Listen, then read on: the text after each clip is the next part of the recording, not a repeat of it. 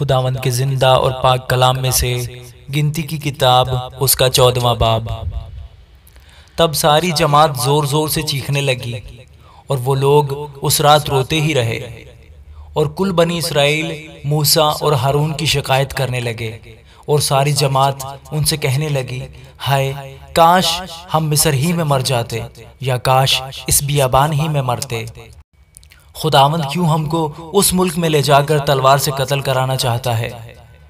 پھر تو ہماری بیویاں اور بال بچے لوٹ کا مال ٹھہریں گے۔ کیا ہمارے لیے بہتر نہ ہوگا کہ ہم مصر کو واپس چلے جائیں؟ پھر وہ آپس میں کہنے لگے، آؤ ہم کسی کو اپنا سردار بنا لیں اور مصر کو لوٹ چلیں۔ تب موسیٰ اور ہارون بنی اسرائیل کی ساری جماعت کے سامنے اوندھے منہ ہو گئے، اور نون کا بیٹا یشوع اور یفنا کا بیٹا کالب جو اس ملک کا حال دریافت کرنے والوں میں سے تھے، اپنے اپنے کپڑے پھاڑ کر بنی اسرائیل کی ساری جماعت سے کہنے لگے کہ وہ ملک جس کا حال دریافت کرنے کو ہم اس میں سے گزرے نہایت اچھا ملک ہے۔ اگر خدا ہم سے راضی رہے تو وہ ہم کو اس ملک میں پہنچائے گا، اور وہی ملک جس میں دودھ اور شہد بہتا ہے ہم کو دے گا۔ فقط اتنا ہو کہ تم خداوند سے بغاوت نہ کرو اور نہ اس ملک کے لوگوں سے ڈرو، وہ تو تمہاری خوراک ہیں۔ ان کی پناہ ان کے سر پر سے جاتی رہی ہے، اور ہمارے ساتھ خداوند ہے، سو ان کا خوف نہ کرو۔ تب ساری جماعت بول اٹھی کہ ان کو سنگسار کرو۔ اس وقت خیمہ اجتماع میں سب بنی اسرائیل کے سامنے خداوند کا جلال نمایاں ہوا، اور خداوند نے موسیٰ سے کہا کہ یہ لوگ کب تک میری توہین کرتے رہیں گے؟ اور باوجود ان سب معجزوں کے جو میں نے ان کے درمیان کیے ہیں، کب تک مجھ پر ایمان نہ لائیں گے؟ میں ان کو وبا سے ماروں گا اور میراث سے خارج کروں گا، اور تجھے ایک ایسی قوم بناؤں گا جو ان سے کہیں بڑی اور زیادہ زور آور ہو۔ موسیٰ نے خداوند سے کہا، تب تو مصری جن کے بیچ سے تو ان لوگوں کو اپنے زور بازو سے نکال لے آیا یہ سنیں گے، اور اسے اس ملک کے باشندوں کو بتائیں گے۔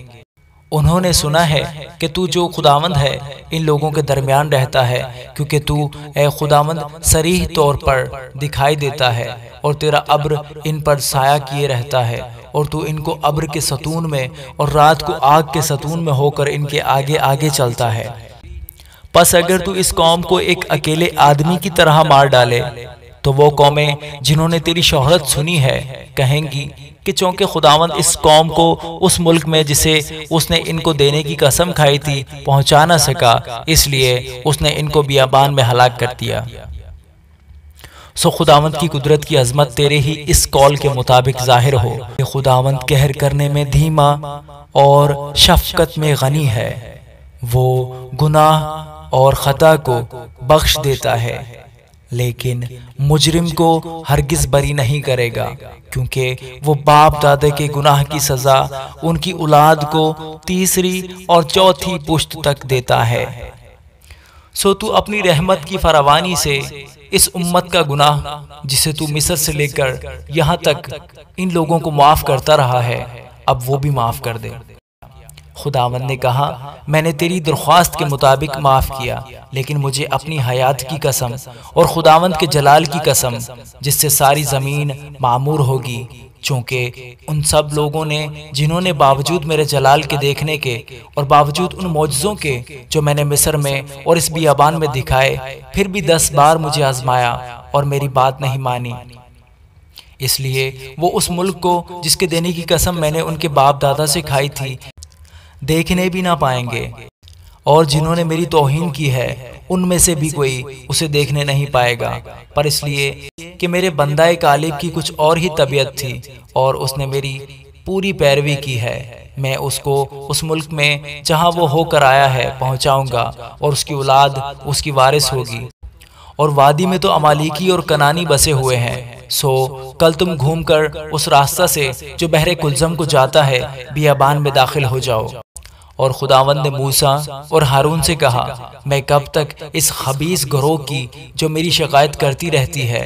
برداشت کروں؟ بنی اسرائیل جو میرے برخلاف شکایتیں کرتے رہتے ہیں، میں نے وہ سب شکایتیں سنی ہیں، سو تم ان سے کہہ دو، خداوند کہتا ہے، مجھے اپنی حیات کی قسم ہے کہ جیسا تم نے میرے سنتے کہا ہے میں تم سے ضرور ویسا ہی کروں گا۔ تمہاری لاشیں اس بیابان میں پڑی رہیں گی، اور تمہاری ساری تعداد میں سے یعنی 20 برس سے لے کر اس سے اوپر کی عمر کے تم سب جتنے گنے گئے اور مجھ پر شکایت کرتے رہے، ان میں سے کوئی اس ملک میں جس کی بابت میں نے قسم کھائی تھی کہ تم کو وہاں بساؤں گا جانے نہ پائے گا، سوا یفنا کے بیٹے کالب اور نون کے بیٹے یشوع کے۔ اور تمہارے بال بچے جن کی بابت تم نے یہ کہا ہے وہ تو لوٹ کا مال ٹھہریں گے، ان کو میں وہاں پہنچاؤں گا، اور جس ملک کو تم نے حقیر جانا وہ اس کی حقیقت پہچانیں گے۔ اور تمہارا یہ حال ہوگا کہ تمہاری لاشیں اسی بیابان میں پڑی رہیں گی،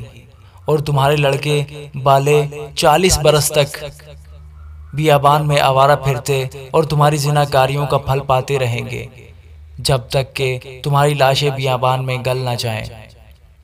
ان 40 دنوں کے حساب سے جس میں تم اس ملک کا حال دریافت کرتے رہے تھے، اب دن پیچھے 1 برس یعنی 40 برس تک تم اپنے گناہوں کا پھل پاتے رہو گے، تب تم میرے مخالف ہو جانے کو سمجھو گے۔ میں خداوند یہ کہہ چکا ہوں کہ میں اس پوری خبیث گروہ سے جو میری مخالفت پر متفق ہے قطعی ایسا ہی کروں گا، ان کا خاتمہ اسی بیابان میں ہوگا اور وہ یہیں مریں گے۔ اور جن آدمیوں کو موسیٰ نے ملک کا حال دریافت کرنے کو بھیجا تھا، جنہوں نے لوٹ کر اس ملک کی ایسی بری خبر سنائی تھی جس سے ساری جماعت موسیٰ پر بڑبڑانے لگی، سو وہ آدمی جنہوں نے ملک کی بری خبر دی تھی خداوند کے سامنے وبا سے مر گئے۔ پر جو آدمی اس ملک کا حال دریافت کرنے گئے تھے، ان میں نون کا بیٹا یشوع اور یفنا کا بیٹا کالب دونوں جیتے بچے رہے۔ اور موسیٰ نے یہ باتیں سب بنی اسرائیل سے کہیں، تب وہ لوگ زار زار روئے، اور وہ دوسرے دن صبح سویرے اٹھ کر یہ کہتے ہوئے پہاڑ کی چوٹی پر چڑھنے لگے کہ ہم حاضر ہیں، اور جس جگہ کا وعدہ خداوند نے کیا ہے وہاں جائیں گے، کیونکہ ہم سے خطا ہوئی ہے۔ موسیٰ نے کہا، تم کیوں اب خداوند کی حکم عدولی کرتے ہو؟ اس سے کوئی فائدہ نہ ہوگا، اوپر مت چڑھو، کیونکہ خداوند تمہارے درمیان نہیں ہے۔ ایسا نہ ہو کہ اپنے دشمنوں کے مقابلہ میں شکست کھاؤ، کیونکہ وہاں تم سے آگے امالیکی اور کنانی لوگ ہیں، سو تم تلوار سے مارے جاؤ گے، کیونکہ خداوند سے تم برگشتہ ہو گئے ہو، اس لیے خداوند تمہارے ساتھ نہیں رہے گا۔ لیکن وہ شوخی کر کے پہاڑ کی چوٹی تک چڑھے چلے گئے،